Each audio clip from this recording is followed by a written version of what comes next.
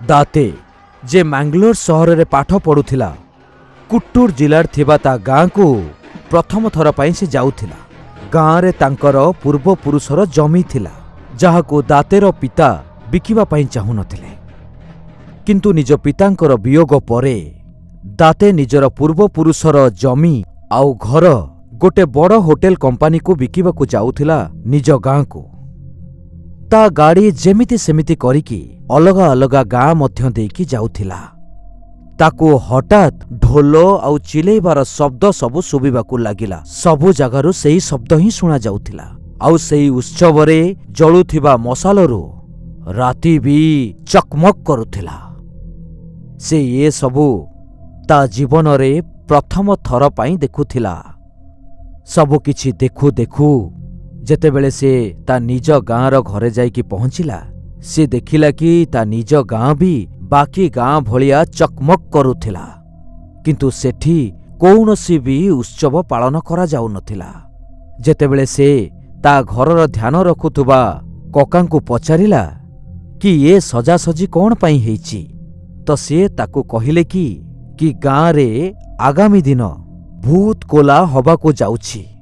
दातेर काका ताकू भूत कोला विषय बुझेबा आरंभ कले, किंतु जेहेतु राति बहुत हेई जाइथिला आउ दाते भी बहुत थकी पड़िथिला, से ता काकार कथा सुनिबा पूर्वरु ही सोई पड़िथिला। ता परदिन होटेल वाला ता घरे आसिकी पहुंचिले। होटेल वालांकु ता जमी देखै सारला परे तांकु सी अप करिकी से संध्या बेले निज प्रॉपर्टी पेपर उपरे साइन करुथुला कि सेतेबेले ताकू पुणी थरे सेई ढोल आउ चिलेइबार शब्द सबु शुणागला। दाते जेतेबेले निज रूम्र झरकार बाहर को देखिला तो ताकू गोटे अजब सा गोटे माहौल देखागला। दाते गाँर से उत्सव को देखिबा पाई पेपर गुड़ाकू सेठी छाड़ी देई बाहर को चलीगला। उत्सवर जगारे ताकू बहुत सारा लोक गोटिए ही जगारे ठिया हेइथिबार देखागला।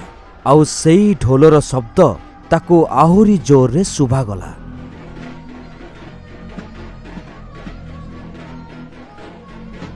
दाते चुपचाप से भिड़ भितरे जाइकी ठिया हेइकी सबु किछि देखिला।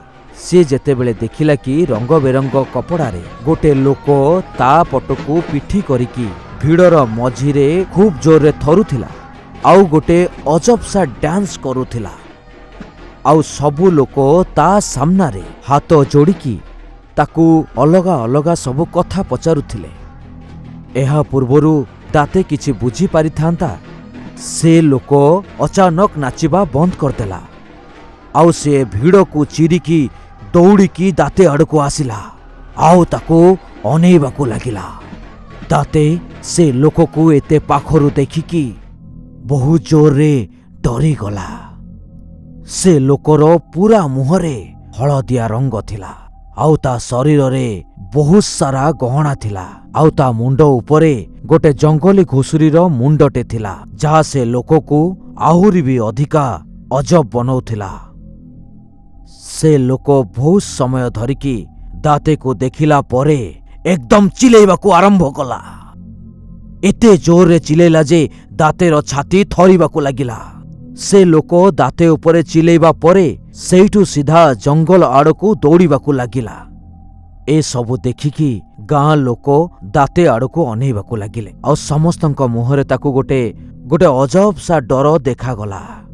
सबु लोक माने दाते को चेतावनी देवाकू लागिले कि ता सहित कौन गोटे खराब होबाकू जाउछि आउ एबेठू ताकू तार प्रत्येक पाद संभाळिकी पकेइबाकू पड़िबो।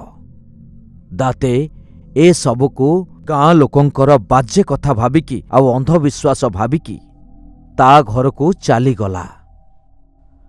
दाते ता घरे पहुंची थिला कि नहीं, ता काका ता पछ पछे दौड़ी आसी घर भितर को आसी ताकू सबु किछि बुझेइबाकू लागिले।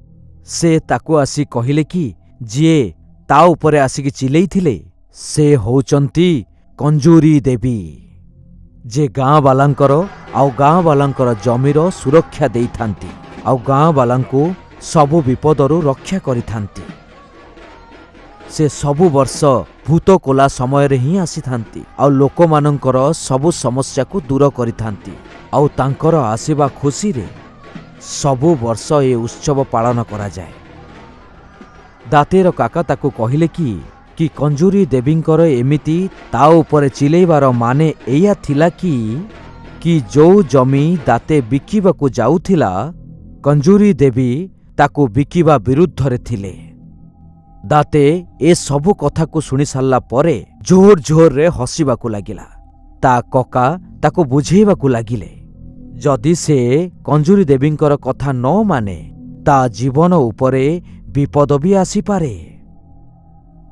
ଏହାପରେ ଦାତେ ନିଜ ରୁମ୍ରେ ପଡ଼ିଥିବା ପ୍ରପର୍ଟିର ପେପର ଗୁଡ଼ାକୁ ଆଣିକି ତାକୁ ସାଇନ୍ କରିକି ହସି ହସି ଶୋଇବାକୁ ଚାଲିଗଲା। ସେଇ ରାତିରେ ଦାତେ ଆରାମସେ ଶୋଇଥିଲା। ହଠାତ୍ ଅଧା ରାତିରେ ତା ନିଦ ଗୋଟେ ଶବ୍ଦରୁ ଭାଙ୍ଗିଗଲା।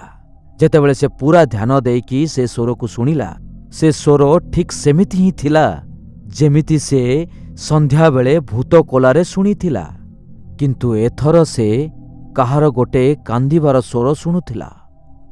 ଡରି ଡରିକା ଦାତେ ସେ ସ୍ୱର ପଛରେ ତା କବାଟ ଆଡ଼କୁ ଗଲା ତ ତାକୁ ଦୂର ଦୂର ପର୍ଯ୍ୟନ୍ତ କେହି କୁଆଡ଼େ ଦେଖାଯାଉନଥିଲେ।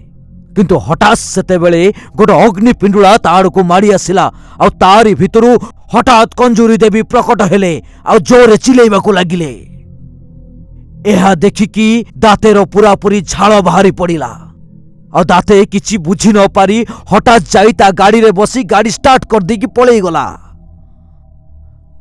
ଦାତେ ଗାଡ଼ି ଚଲେଇ ଚଲେଇ ଜଙ୍ଗଲ ରାସ୍ତାରେ ଯାଇକି ପହଞ୍ଚିଲା କ୍ଷଣି ସେତେବେଳେ ହଠାତ୍ ତାକୁ ଗୋଟେ କ'ଣ ଦେଖାଗଲା ଆଉ ସେ ତାକୁ ଦେଖିକି ହଠାତ୍ ସ୍ତବ୍ଧ ହେଇଗଲା। ଅଚାନକ ସୁନାର ଦାନ୍ତ ଥିବା ଆଉ ସୁନାର ହାର ଆଉ ମୁକୁଟ ପିନ୍ଧିଥିବା ଗୋଟେ ଜଙ୍ଗଲୀ ଘୁଷୁରୀ ତା ଗାଡ଼ି ସାମ୍ନାରେ ଠିଆ ହେଇଥିଲା। ଦାତେ ଡରିକିରି ତା ଗାଡ଼ିକୁ ବୁଲେଇ ଦେଲା ଆଉ ତା ଗାଡ଼ି ପାଖରେ ଥିବା ଗୋଟେ ଗଛରେ ଯାଇକି ମାଡ଼ ହେଲା। ଦାତେର ଆକ୍ସିଡେଣ୍ଟ ହେଇଯାଇଥିଲା ଆଉ ସିଏ ସେଇଠି ହିଁ ବେହୋସ ହେଇଗଲା। ଦାତେକୁ ଯେତେବେଳେ ହୋସ ଆସିଲା ସିଏ ହସ୍ପିଟାଲରେ ଥିଲା ଆଉ ତାର କାକା ତା ପାଖରେ ବସିଥିଲେ। ତାଙ୍କୁ ଦେଖିକି ଦାତେ ବହୁତ ଜୋରରେ କାନ୍ଦିବାକୁ ଲାଗିଲା। ସେଇ କ୍ଷଣି ସେ ତା କକାଙ୍କୁ ସେଇ କ୍ଷଣି ଯାଇକି ପ୍ରପର୍ଟିର ପେପର ଆଣିବା ପାଇଁ କହିଲା। ତା କାକା ଯେତେବେଳେ ସେ ପେପର ସବୁକୁ ଆଣିଲେ ଦାତେ ସେ ପେପର ସବୁକୁ ସେଇଠି ହିଁ ଚିରିଦେଲା। ହସ୍ପିଟାଲରୁ ଡିସଚାର୍ଜ ହେଇକି ଦାତେ କଞ୍ଜୁରୀ ଦେବୀଙ୍କୁ କ୍ଷମା ମାଗିଲା ଆଉ ତା ଘର ମ୍ୟାଙ୍ଗାଲୋରକୁ ଏହା ରାଣ ପକେଇକି ଗଲା ଯେ କି ସିଏ ତାର ଜମି କେବେ ବି କାହାକୁ ବିକିବ ନାହିଁ।